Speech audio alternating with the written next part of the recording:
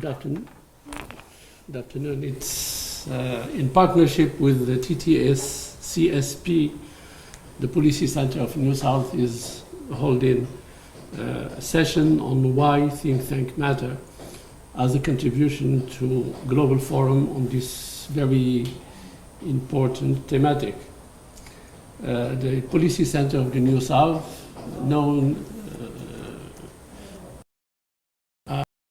before as the OCP Policy Center, was established in 2014, is striving to contribute to collective thinking and analysis of challenges facing Morocco on economic, political, and social field, but also the challenges facing our continent, Africa, as well as the global South.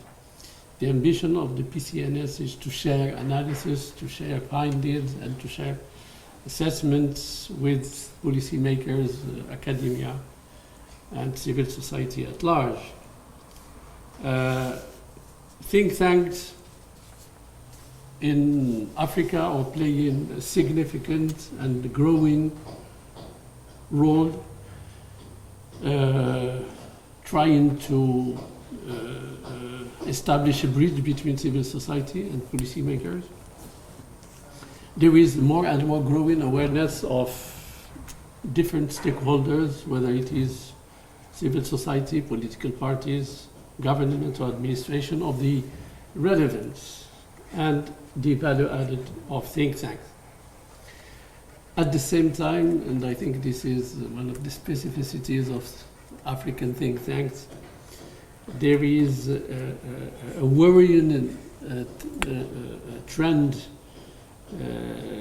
that because of lack of funding, some think tanks are becoming vulnerable and maybe some of them are threatened to or under serious threat.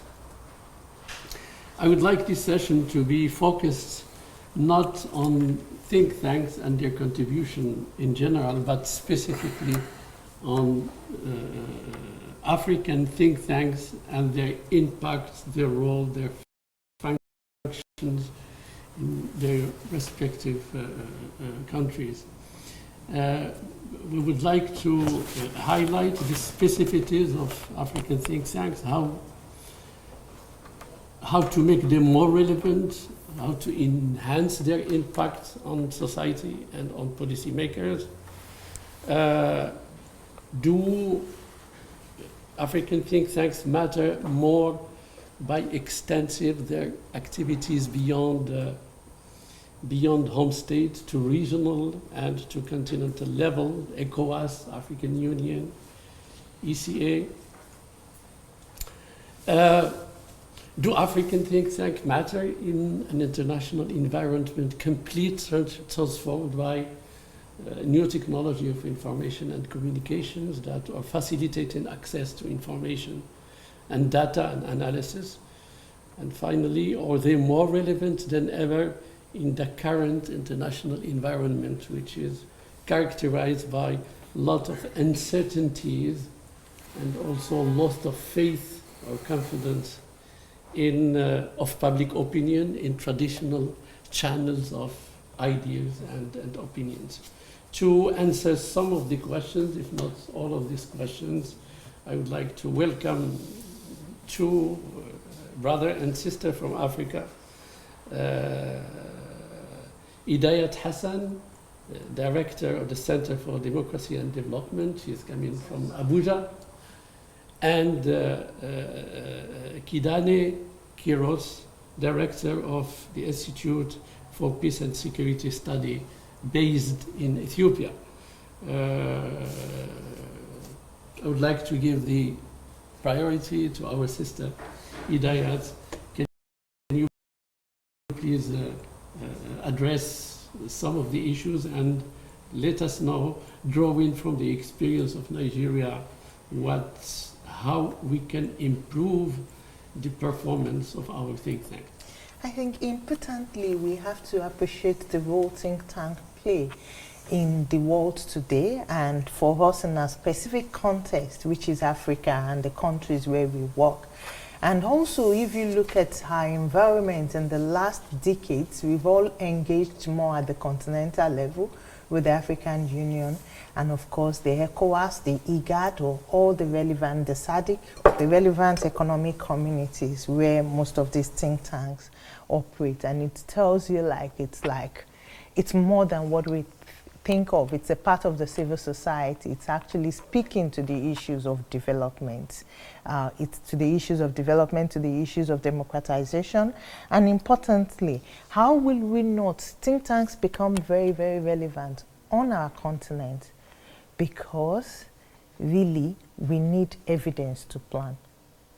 How do we get to the same level as the other part of the world if we are not developing knowledge? And we are talking in terms of evidence-based knowledge. We are talking of facts. Think tanks, they deal with facts, they deal with empirical facts, and they come, process it, and it is necessary and very, very relevant for planning purpose. So if you see think tanks as generating knowledge just for planning purpose, we will be looking at how relevant they really are to this, to our community really. Then importantly too, we also have to draw out the fact that in the world of uncertainty, when we are talking more about fake news, disinformation, it's become the role of think tanks has become much more relevant, because here we are talking about people who have the evidence, people who are not just fact checkers, but people who have done work either to affirm or to do otherwise some of those issues that are being raised, even against the government or in favor of the government.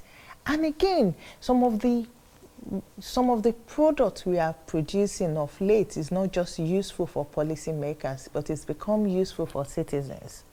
So we are becoming a bridge, and we are catalyzing, we are like a catalyst, or that is what we actually are. We aspire to be a catalyst, a catalyst for development, for change really to happen on this continent and in our nations and sub-regions where we operate. Thank you. Kidane, if you want to add some considerations. Thank you. I will try to address the questions that you raised. First of all, to the question, we say that do think tanks matter in Africa? Yes, of course. And then our initial point should be that ideas matter a lot. So taking this one as a benchmark, then think tanks matter a lot, especially in the context of Africa.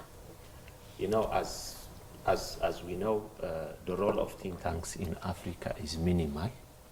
I can say extremely minimal. Even if there are think tanks, I don't think that the ideas that are generated by the think tanks are taken into consideration by decision makers and policy makers for one or the other reason. But given the context in which we are at continental level or at national level or regional level, the role of think tanks matters a lot, because, you know, if you look at the decision makers and policy makers at all levels of the structure of governance, be it at national, regional or continental level, then most of the time they are preoccupied by so many priorities. And then they don't have time to analyze, even to contextualize, to conceptualize the context and generate ideas and identify an option for action because of the reason that I said. They are preoccupied, they don't have time, not only to identify options, but even to strategically think. So in this case, most of the time, the decision makers and policy makers, their action is reactive. Most of the time, they just react to events and situations, but if we want them to act proactively, which is very important, then the role of think tanks in Africa is very important because they will have the time, not only the time, but the resource, the expertise to strategically think about future courses of action or decision. So in this case, in doing so, what the think tanks need to do is that they have to first be clear. They have to be clear with their objectives. I mean, what is what they want to achieve. For instance, if I want to relate it with my institute, the Institute for Peace and Security Study, as an educational institution of higher education, for that matter, it has specific objectives, purpose, mission. So the institute knows what it wants to achieve. So basically, we target at the continent, the African continent, that we want to be, the premier institution of higher education in the area of peace and security in the continent. That is what we want to achieve. We have to be clear. Then after, maybe, I don't know, it's good because they are related. I want to contextualize your questions with what we do.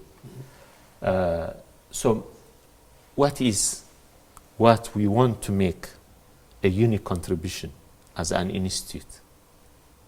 That is also an issue. So what we did is that we collaborate with the African Union Commission so that we will be able to contribute, uniquely to our continental institution. Not only our continental institution, but other regional institutions and member states as well. Then after,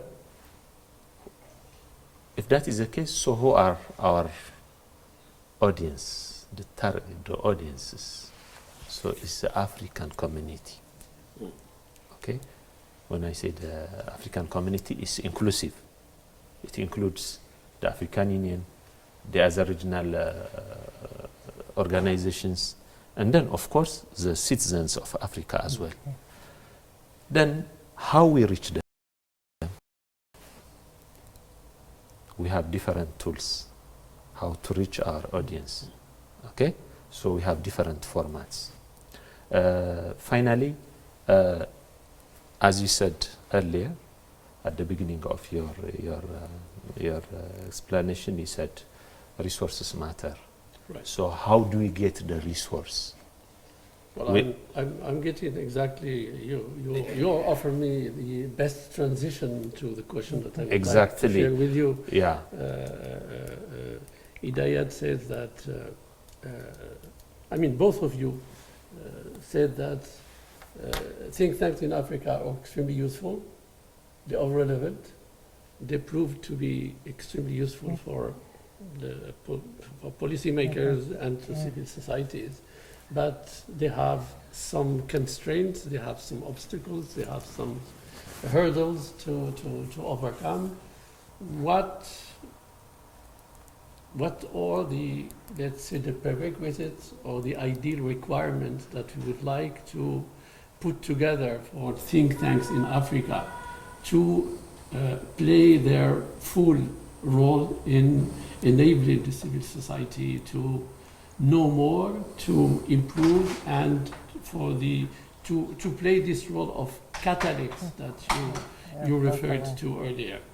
I think before we talk about the role of catalyst, Kidane has mentioned very important things, and that is one, having clear objectives, our aims, missions, and it's also relevant that at every point in time, think tanks on the continent review what their objectives are, because when we were established, it might have changed, happenings within that period till now might definitely have changed. So it's necessary for us to review our mission, our aims, and then agree if it remains relevant or we have to review that and go forward. Then when we talk about that, capacity is very, very important, and the method within which we reach our audience. But I think our biggest challenge is that of policy uptake. And secondly, the issue of legitimacy. The issue of legitimacy. And I think the issue of legitimacy is actually two ways. At times, people tend to delegitimize you, not because you are not legitimate. And the legitimacy could also be, who are your audience? Really, can you touch on them? People who work on the grassroots can say, these are the people that I'm actually representing. I speak for them. But as think tanks, at times we ask ourselves, who are you serving? Is it the policy makers who are not ready to actually take some of these big, beautiful books, outputs from all our researches, and put them into policy use? But what is very important, and we will continue to have before we start talking about how to get there, is that the essence of think tanks, policy think tanks in particular, is to use evidence to influence policy change towards a better outcome. You know, we are not talking about a defective one or something that might negatively impact the country or our nation, because also it's important to note that working with regional bodies or the continental bodies at times are quite easier than working at the national level. But how do we have to get there?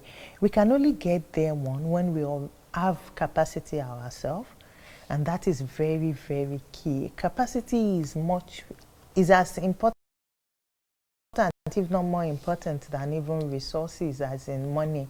Most times we talk about challenges of funding, but we must have that capacity to produce useful knowledge and to use those knowledge to also drive policy change. So it means that our sizing will mean that we have researchers and we have people who are able to speak very well. We say the work of a think tanker is the ability to conduct rigorous research, write like a journalist, and market it like a politician. Do we have all those three size fits all in a person? Or do we start thinking of how in our think tank we have the people who are doing the research different from people who are selling the research? This is very, very key for our survival in the next couple of years. Then retaining expertise is also a challenge that we keep thinking more about. How do we retain people in our organization, which has to talk about also the governance structure, which is very, very key, not just having resources to keep people within, but having very good relevant governance structure in place. Then partnership is very key, and that is the whole essence of having this yearly Why Think Tanks Matter, what OCP is actually doing, the kind of relationship we are all trying to forge within the region, not just out of the region. So partnership is something that as think tankers on the continent, we should really work towards building. This is very, very key for us because some are core microeconomics think tank, some do political. How do we merge it? Some are very, very skilled in one area, some have got more resources. Then as a collective, it makes our voice stronger. Also, it makes our voice stronger. So these are just few of what we should actually be doing as think tanks. And most importantly, why we call ourselves think tanks, we should also be looking into the future. Because we cannot be the real think tank if we cannot project into the future and start looking at how relevant will we be in the next 2 years. What we are doing again, which comes to our mission and objective and some of our method, is it still relevant to address the situation where we are operating? You referred to the issue of legitimacy, or issue of being able to be attractive to the civil society. I think the notion of independence and the notion of ethics is, I think, in the center of this is the core issue of legitimacy. I know that. Can I quickly chip in yes, there? please. I think what is very important is when people think of think tanks, there is this discourse now on the continent in particular that is talking about but what in the US some of the think tanks are either aligned to the Republican or to the Democrats, the same in across Europe. But here we have not reached the level where we can be partisan.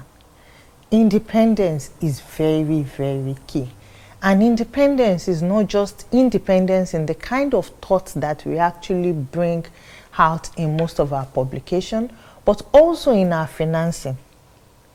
Financing also affects this legitimacy issue. So when people do not know where you are getting your money from, they just see you writing different reports. At times the reports are nuanced. Then people start thinking of it more in terms of the fact that it is addressing a particular audience, and most likely the audience are people who are actually funding this research. Then when it comes to a political environment, it's actually construed differently. It's seen more to be like, oh, they have a Western agenda, they have a Eastern agenda, which they are actually pushing. And this might be detrimental to the polity, to the political stability of a country. You hinted to this dilemma that all think tanks, particularly in Africa, are facing. Are you too close to the government to get subsidies and things like that, and to get some orders from the government? Or are you too close to the civil society, and you have to be systematically critical of what is coming anyway? Please, Kidane. I know that you are doing a wonderful job in your think tank in terms of training, which is another dimension of what think tanks can bring in training the new elites that will benefit the government and the administrations and the corporations. Please. Yeah, well, in our case, when it comes the freedom and the legitimacy, well, we are institutions of higher education, so there is no question about academic autonomy or academic freedom. So whether the money is coming from government or from any other source, there is no way that our funders, be it the government or non-governmental organizations, national or international, they can't interfere in what we do, because it depends, by the way, the type of as is an academic institute, it's not a problem. But in terms of resource, yes, I do share. Resource is also a problem. When you say resource, it's not only financial resource, but expertise is also included there. Well, even if you have the resource, always resource is scarce, but even if you have the necessary resource at your disposal, from my institute's perspective, the problem is that you can have so many research outcomes that are shelved, not used by, the maybe the organization, be it government or non-governmental organizations. But nowadays, what we are witnessing at our institute level is that even government institutions, different offices, are coming to us to work together. So for me, the problem was not because these institutions were not willing to consume our input, our product, but the problem was maybe the awareness. The awareness about the contribution of institutions like IPCS, and their role in the overall process of decision making and action. For me, the problems are not only limited to resources, but even the research that are made are not demand driven. They have to be demand driven. When you say demand driven, it does not mean that we need to maybe guide our research as, in terms of outcome, as per the needs of our clients or customers, we can say, but it should be something that is demanded as a solution for a problem. So we don't have to make research for the sake of research. It has to solve some problem, social problem. It can be at community level, at grassroots level, or it can be at national level, or at continent level, or even beyond, at international level. Which brings me to what Idayat said earlier about the projecting ourselves in the future. Sure. And unfortunately, the last 2 or 3 years proved that even think tank did not manage to predict some event, whether in transatlantic or elsewhere. And predicting the future is something that can help the policymakers exactly give value to the production that think tanks in Africa or delivered. Do you have a take on that? Yeah, I think for us, we try to do what we call horizon scanning. Yeah. So at every point in time, we look at the environment and we see what will be the next big thing in our environment. Some are already happening and is yet to take shape, but you can see the signs on the ground. Maybe I have IPSS, they might call it early warning.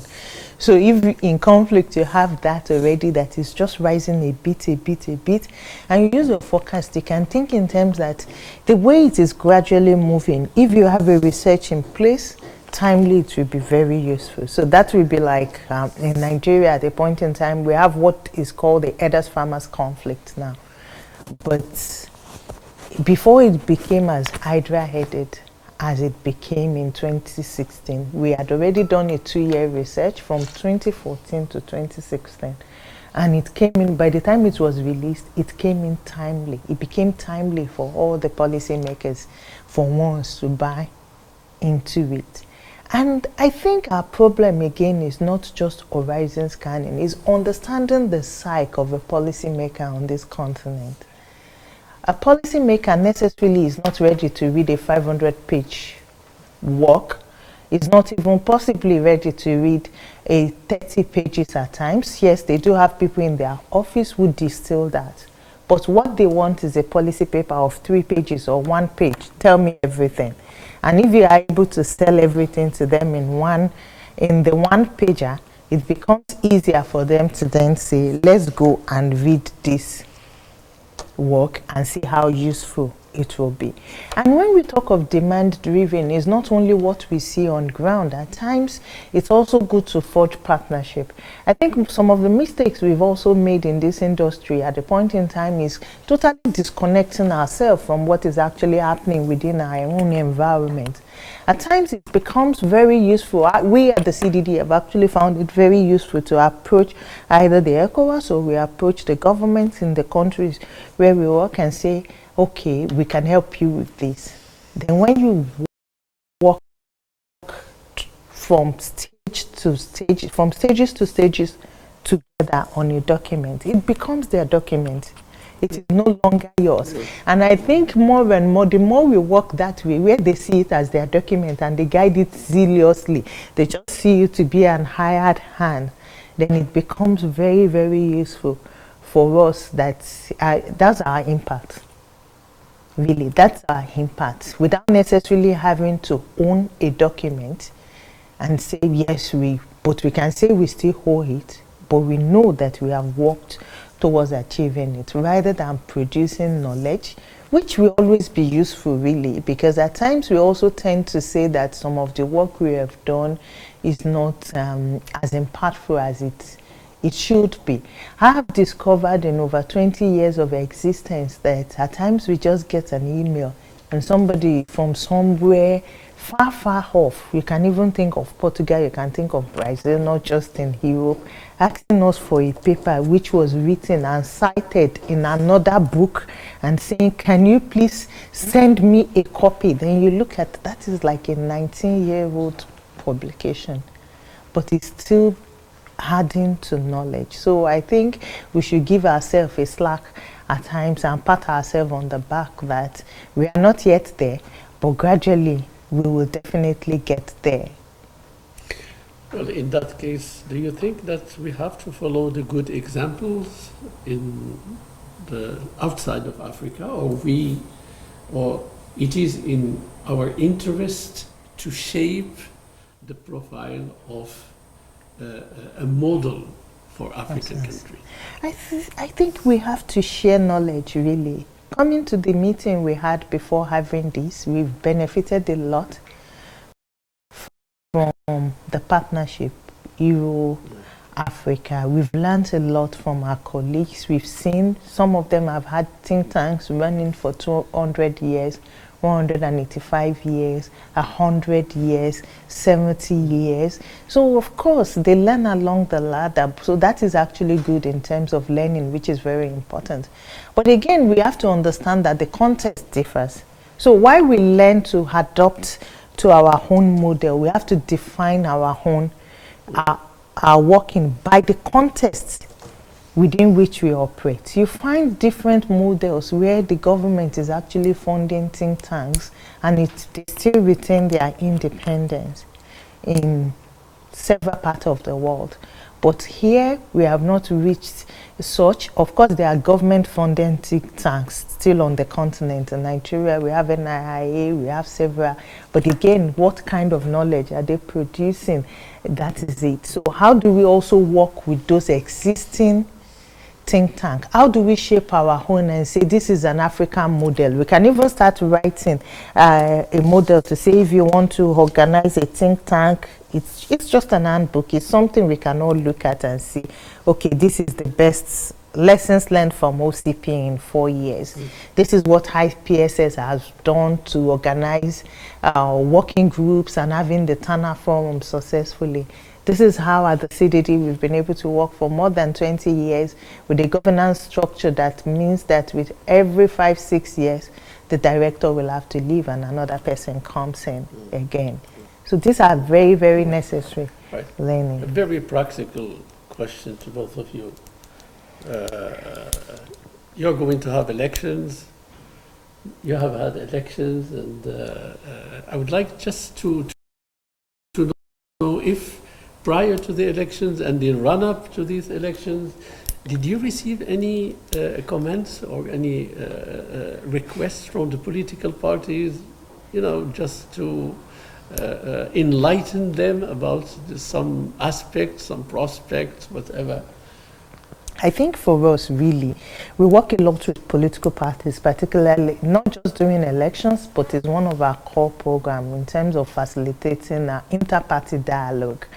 And mostly during elections, they become our friends or they become our enemies because we have an open forum where we are not talking about just the normal debate, presidential debate, but having political parties debate on sectorial issues.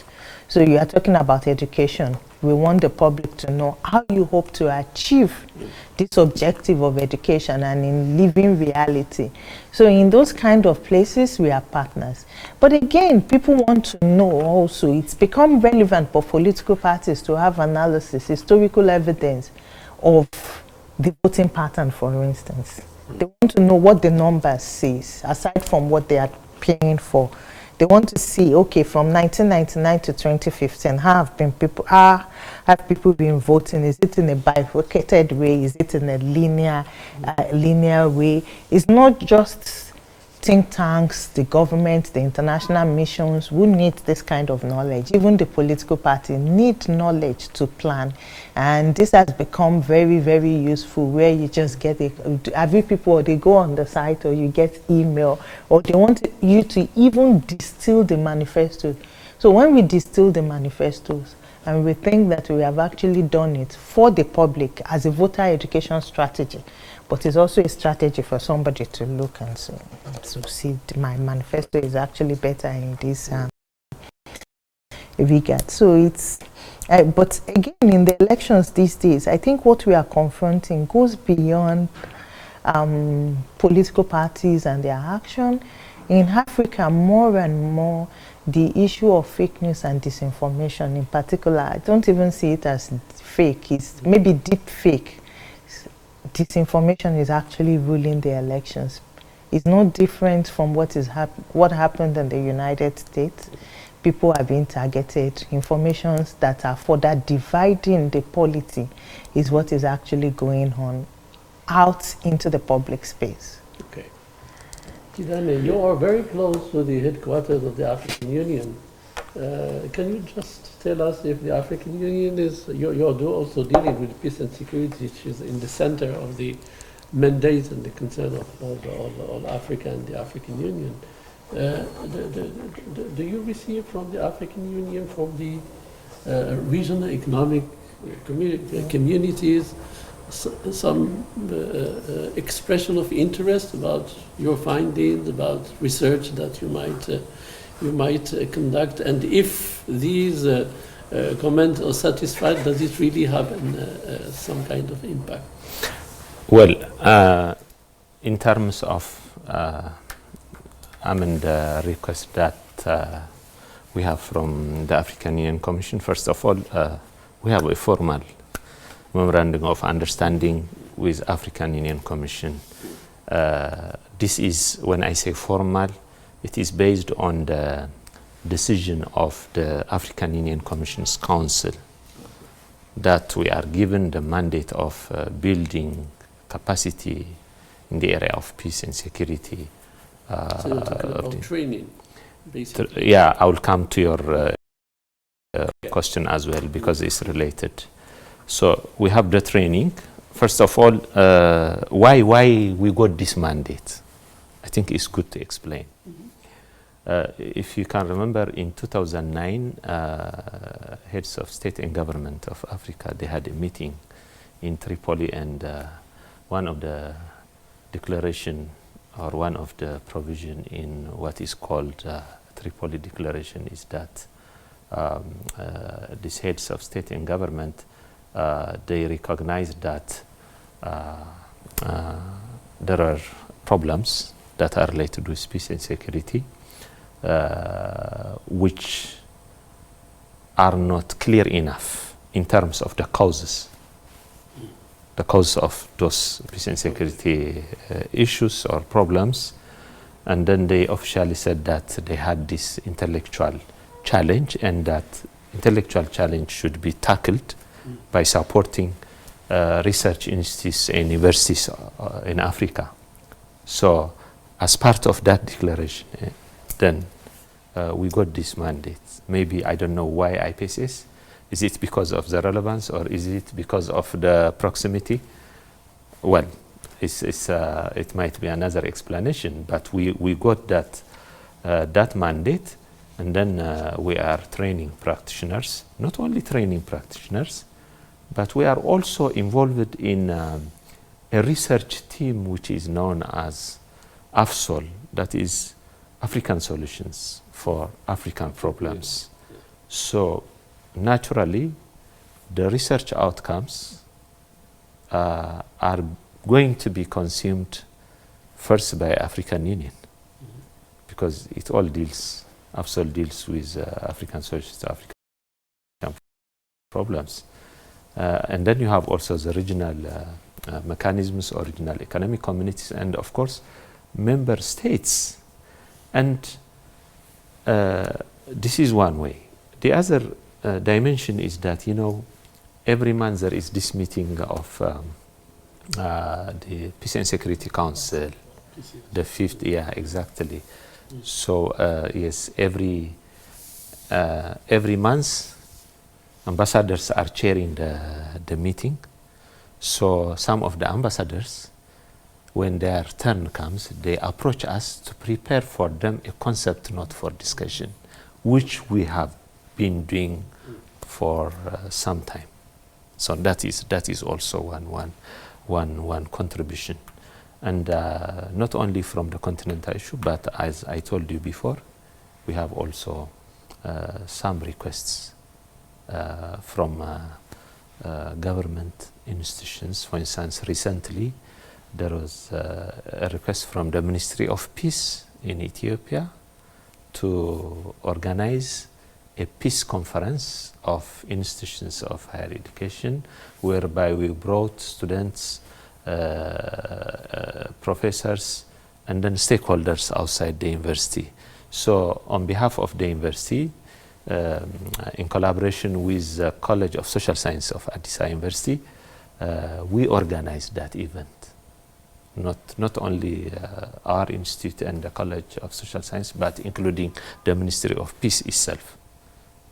So in principle, it is an event that was organized between the university through our institute and that college and the Ministry of Peace. So that's why I said that our activity should be demand-driven, and then it will be effective. Well, I hope that our audience have got the message that not only we believe in think tanks, but also that we are of the view that they matter, and we would like to support them so that they can matter more and be more relevant in the future for the better of Africa and better of our respective countries. Thank you for your participation. Thank you so much. Thank you.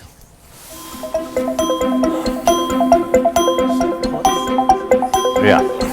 Okay. Good. And I'm sorry. No, it's okay. Oh, it's okay.